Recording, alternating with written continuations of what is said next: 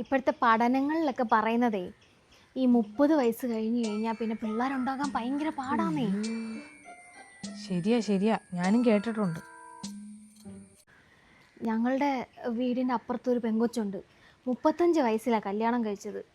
എന്നോ പാടാ പിള്ളേരുണ്ടാവാന്നറിയാവോ. അവരിപ്പോൾ ദാണ്ട് അമ്പലവും പള്ളിയൊക്കെ കയറി ഇറങ്ങി നടക്കുക. എന്നാ ചെയ്യാനാന്നേ, അവളോട് പറഞ്ഞാൽ കേൾക്കണ്ടേ കൊച്ചേ. ഈ കല്യാണം കഴിക്കുന്നില്ല എന്ന് വെച്ചാലോ?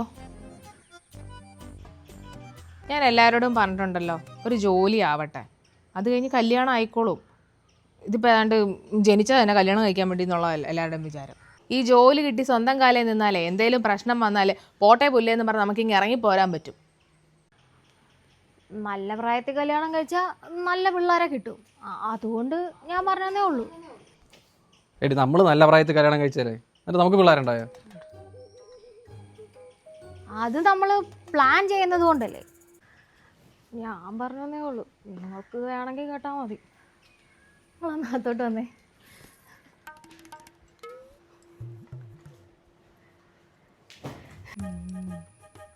അവനിന്ന് കോളാ. നിങ്ങൾക്കറിയാലോ എനിക്ക് PCOD കാണുന്നു. പിന്നെ എന്നാത്തിനാണ് നിങ്ങൾ നിങ്ങളുടെ അമ്മയുടെ പെങ്ങളുടെ മുന്നിൽ വെച്ച് എന്നെ നാണം കെടുത്തിയത്?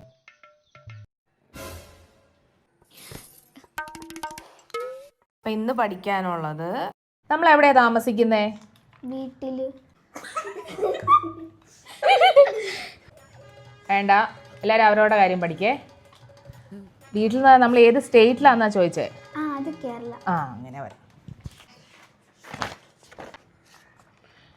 ചേച്ചി ബോറടിക്കുന്നു ചേച്ചി, പഠിച്ചത് മതി ചേച്ചി, നമുക്ക് വല്ല അന്താക്ഷരി കളിക്കാം. അന്താക്ഷരി നമുക്ക് വല്ല കള്ളനും വിളിച്ച് നോക്കാം. പേപ്പർ ഇട്ട് ചേച്ചി. പേപ്പർ എങ്ങാനും കീറി നിന്റെ കൈ ഞാൻ ചതയ്ക്കും. ആഹാ, പഠിക്കാൻ വന്നിടത്ത് ഇവിടെ വന്നിട്ട് കലാപരിപാടിക്കാണോ ഇങ്ങോട്ട് വരുന്നേ? അതെ, സ്കൂളിൽ കിടന്ന് ഉഴപ്പുന്ന പോലെ അല്ല. ട്യൂഷന് വന്നിട്ട് മാർക്ക് ഇല്ലെങ്കിൽ നിങ്ങളുടെ പാരൻസ് എന്നോടാ ചോദിക്കുന്നത്, നമ്മൾ എന്തിനാ പഠിക്കാൻ വരുന്നേ? എന്റെ അമ്മയുടെ നിർബന്ധ കാരണം. അവനോന് വേണമെന്ന് ഓർത്തൊന്ന് എല്ലാവരും ഒന്ന് പഠിക്കേ കേട്ടോ. എനിക്ക് ചീത്തപ്പേരുണ്ടാക്കല്ലേ കേട്ടല്ലോ. എടിയേ, ആ ഇങ്ങോട്ട് വന്നേ. ആ ചേച്ചി, ഇവരെ ഒന്ന് നോക്കിയേക്കണേ, ഞാൻ ഇപ്പോൾ വരാം. എങ്ങനെയുണ്ട് നിങ്ങളുടെ പഠിത്തമൊക്കെ? വളരെ മോശമാണ് വീട്ടിൽ നിന്ന് പറഞ്ഞേക്കുന്നത്. അപ്പോൾ പഠിക്കാൻ മടിയാണ്, അതിനൊരു പോംവഴിയുണ്ട്. എന്താ അത്? ചേച്ചിക്ക് ജോലി ഇല്ലാത്തത് കൊണ്ടാണല്ലോ ചേച്ചി നിങ്ങളെ പഠിപ്പിക്കുന്നേ.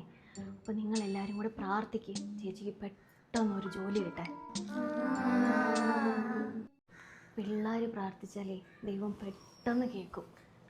എന്നാടി എന്നെ പ്രാർത്ഥിക്കുന്ന കാര്യ? അത് ഇവർക്ക് പഠിക്കാൻ ഭയങ്കര പേടിയാണ്, അപ്പോൾ പ്രാർത്ഥിക്കാൻ പറയുമായിരുന്നു. എല്ലാവരും പ്രാർത്ഥിക്കേ.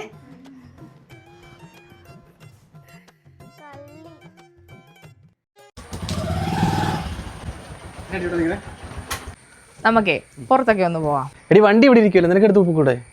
അതിലൊരു രസമില്ല, ചേട്ടായി വന്നാൽ. ഹോതാപ്പടിക്ക് എൻ്റെ കയ്യിൽ കാശ് ഇറങ്ങിക്കോളൂ അല്ലേ? ചേട്ടായി നമുക്ക് പോവാം, ഞാൻ ഒരുങ്ങട്ടെ. എവിടെ പോവാൻ? ഞാൻ പറഞ്ഞല്ലേ നമുക്ക് പോകണമെന്ന്. അല്ല ഇവക്ക് എന്തോ മേടിക്കാനുണ്ടെന്ന് പറഞ്ഞ്. അത് നമ്മൾ പോകുമ്പോൾ അങ്ങ് വാങ്ങിച്ചു കൊടുത്താൽ പോരെ? എന്നാ നിങ്ങൾ വരുമ്പോൾ മേടിച്ചോണ്ട് വന്നാൽ മതി. എന്നാ ഞാൻ ഒരുങ്ങട്ടെ.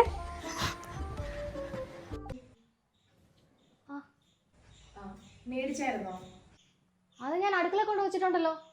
അതല്ല, ഫേസ് വാഷ്. എടി, അത് ഇച്ചാന് സമയമില്ലായിരുന്നു കയറാനായിട്ട്, ഞാൻ അതുകൊണ്ട് മേടിച്ചില്ല. നീ വേണ്ടാത്ത സ്നാക്സും എണ്ണയിൽ പൊരിച്ചതും എല്ലാം തിന്നിട്ടാണ് ഇങ്ങനെ കുരുവെല്ലാം വരുന്നത്.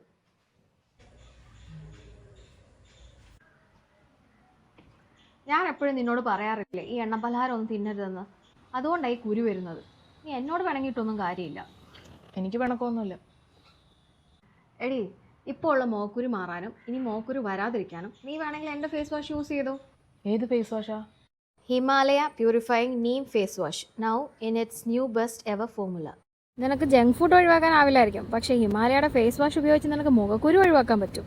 ഇത് ക്ലിനിക്കലി പ്രൂവ്ഡ് ആണ്. 5 ദിവസം കൊണ്ട് മുഖക്കുരു കുറയ്ക്കാനും പുതിയ മുഖക്കുരു വരാതിരിക്കാനും ഇത് സഹായിക്കുന്നു.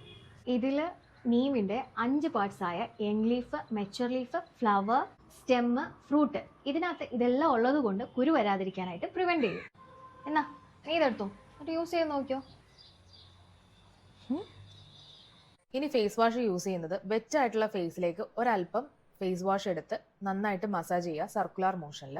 ശേഷം ക്ലിയർ വാട്ടറിൽ നമുക്ക് ഫേസ് വാഷ് ചെയ്യാവുന്നതാണ്. Himalaya purifying neem face wash ഒരു സോപ്പ് ഫ്രീ പ്രൊഡക്റ്റ് ആണ്. നമ്മുടെ സ്കിന്നിൽ pH നിലനിർത്തും. നമ്മുടെ സ്കിന്ന് ഭയങ്കര ഫ്രഷും ക്ലീനും ആക്കി വെക്കാനായിട്ട് ഹെൽപ്പ് ചെയ്യും. പ്രൊഡക്റ്റ് പർച്ചേസ് ചെയ്യാനായിട്ട് ഹിമാലയയുടെ ഒഫീഷ്യൽ വെബ്സൈറ്റിലും ആപ്പിലും അവൈലബിൾ ആണ്. ആമസോൺ, നൈക്ക, ഫ്ലിപ്കാർട്ടിലും അവൈലബിൾ ആണ്.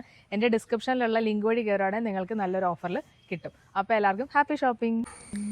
ഏത് പിന്നെ അത് ഞാൻ ചുമ്മാ അയച്ചതാ. അതൊക്കെ കിട്ടുമ്പോൾ കിട്ടും. സംസാരിച്ചോ, കുഴപ്പമൊന്നുമില്ല. വേണ്ട, കഴിഞ്ഞു. എനിക്കറിയാം, ഞാൻ കണ്ടായിരുന്നു. എന്ത് കണ്ടെന്ന്? കഴിഞ്ഞ ദിവസം ബസ് സ്റ്റോപ്പിൽ നിന്ന് ഞാൻ കണ്ടായിരുന്നു. വേണമെങ്കിൽ ഞാൻ ചേട്ടനോട് അവതരിപ്പിക്കാം കേട്ടോ. അതെൻ്റെ ഫ്രണ്ടാ. ഓ, എല്ലാവരും അങ്ങനെയൊക്കെ തന്നെയാണ് പറയുന്നത്. അവന് വേറെ ലൈനുണ്ട്. ആ പെണ്ണ് ഫോൺ എടുക്കാതിരിക്കുമ്പോഴേക്കും അവൻ എന്നെ വിളിച്ച് കരയുകയും മൂക്കളൊലിപ്പിക്കുകയും ചെയ്യും. അവിടെ ബസ് സ്റ്റോപ്പിൽ വെച്ച് കണ്ടാൽ മിണ്ടിയെന്നുള്ളൂ. അല്ല, എനിക്കിഷ്ടമുണ്ടെങ്കിലേ എനിക്ക് തന്നെ ഇവിടെ പറയാനറിയാം. ചേച്ചിയുടെ സഹായം വേണ്ട. ആ പ്രതീക്ഷയും പോയി. ഞങ്ങൾ ഒരേ കുടുംബത്തിലെയാണെന്ന് അതുകൊണ്ട് ആരെങ്കിലും പറയുമോ? ചുമ്മാ അവളെ ബോഡി ഷെയിം ചെയ്യാതെ. ചേട്ടാ, ഈ ഒരു വിധത്തിൽ ഇവളെ ഒന്ന് കിട്ടിയത്, ഒരാഴ്ച നിൽക്കാന്നൊന്ന് ഇവള് സമ്മതിച്ചത്. നമുക്ക് ഇവക്ക് ചിക്കനും മട്ടൻ സൂപ്പും ഒക്കെ ഉണ്ടാക്കി കൊടുത്ത് നല്ലതായിട്ടൊന്ന് വണ്ണം വെപ്പിച്ച് എടുക്കണം. അവൾ ഒരാഴ്ചയല്ല, ഒരു മാസം ഇവിടെ നിൽക്കട്ടെ. ഇതൊക്കെ എന്നാത്തിനാണ് ഇത്ര ഇപ്പോഴേ ടെൻഷൻ അടിക്കുന്നത്? അതൊക്കെ ഒന്ന് പെട്ടെണീറ്റ് കഴിയുമ്പോഴൊക്കെ വണ്ണം വെച്ചോളൂ നീ. എനിക്ക് വലിയ പ്രായമൊന്നുമില്ല. എനിക്കറിയാൻ മേലെ പ്രായമില്ലെന്ന്. കല്യാണം കഴിഞ്ഞിട്ടുള്ള കാര്യമാണ് ഞാൻ പറഞ്ഞത്. അമ്മേ, അമ്മേ, എന്നാടി? അമ്മ, എനിക്ക് ജോലി കിട്ടി.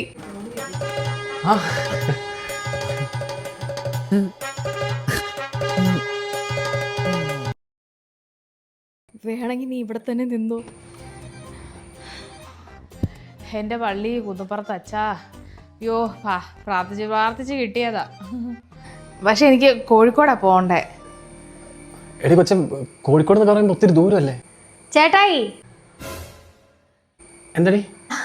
അവക്ക് ഇഷ്ടാണെങ്കിൽ അവള് പോട്ടെ.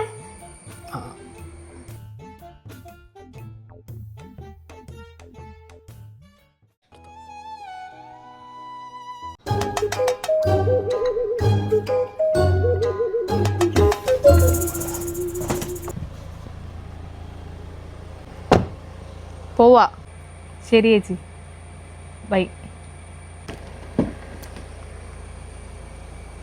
പോയിട്ട് വരാം.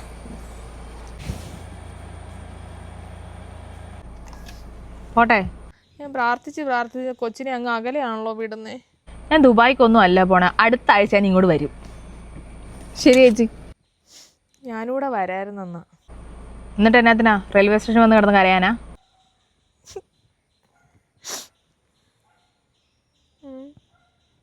ശരി ചേച്ചി, പോവാം.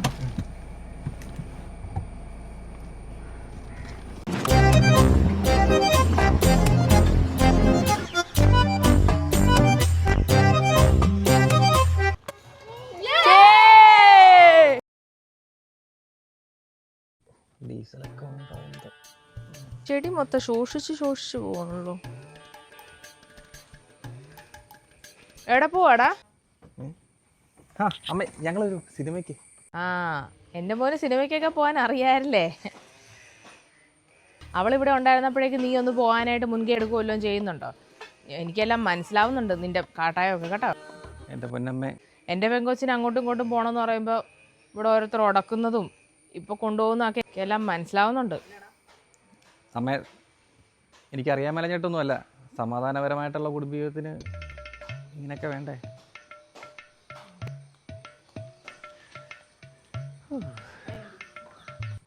ഇത് നീ സോണിയമായി പറഞ്ഞ അനുസരിക്കണം. വേണ്ട ചേച്ചി, ചുമ്മാ പറഞ്ഞ അവധിക്കലും വന്നായിരിക്കും. ചേച്ചി കാണാലോ. ആ കണ്ടിട്ട് വരാം.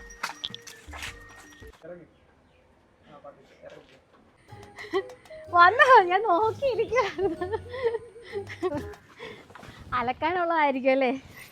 ഭയങ്കര കനമുണ്ടല്ലോ. ശനിയാഴ്ച വരിക, കുറെ തുണിയായിട്ട് വരിക, അലക്കിയിട്ട് തിരി പോവും അല്ലേ? അങ്ങനെയൊന്നും അല്ല, നിങ്ങൾക്ക് രണ്ടുപേർക്കും ഒരു സർപ്രൈസ് ഒക്കെ ഉണ്ട്. സർപ്രൈസോ? വല്ല കല്യാണാലോചന തന്നെ വല്ലതും കൊണ്ടുവന്നോ? ചേച്ചി, ആ നിങ്ങളെ ചേച്ചി വന്നല്ലോ. നീ 2 ദിവസം കഴിയുമ്പോൾ ചേച്ചി അങ്ങ് പോവല്ലോ. ആഹാ, എല്ലാവരും ഉണ്ടല്ലോ. നിങ്ങളെ ഞാൻ അങ്ങോട്ട് വന്ന് കാണാൻ ഓർത്താ. എന്തായാലും ഇങ്ങോട്ട് വന്നല്ലോ. എനിക്ക് ഇങ്ങോട്ട് ജോലി മാറ്റം കിട്ടിയായിരുന്നു. ഇനിയിപ്പോൾ 7 തൊട്ട് 9 മണി വരെ ഞാൻ നിങ്ങൾക്ക് എന്നും ട്യൂഷൻ എടുക്കും. അപ്പം എല്ലാവരും ഒന്ന് കരുതിയിരുന്നോ. വാ ഏട്ടാ.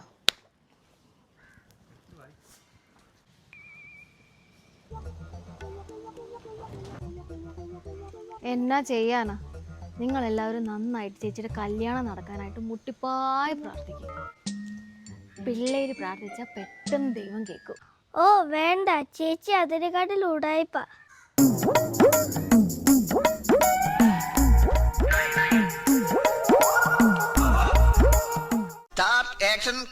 നമുക്കൊരു അന്താക്ഷരി കളിക്കാം.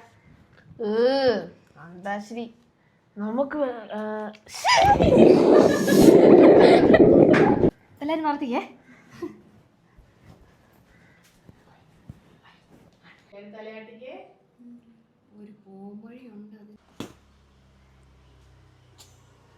ആണ്ട് അതെന്നാ ചിരിച്ചാളൊക്കെ. ഇപ്പൊ കൊണ്ടുപോകുന്നൊക്കെ എനിക്ക് മനസ്സിലാവുന്നുണ്ടോടാ നിനക്ക്. മനസ്സിലാവുന്നുണ്ടോടാ നിനക്കെന്ന്. Please subscribe my channel.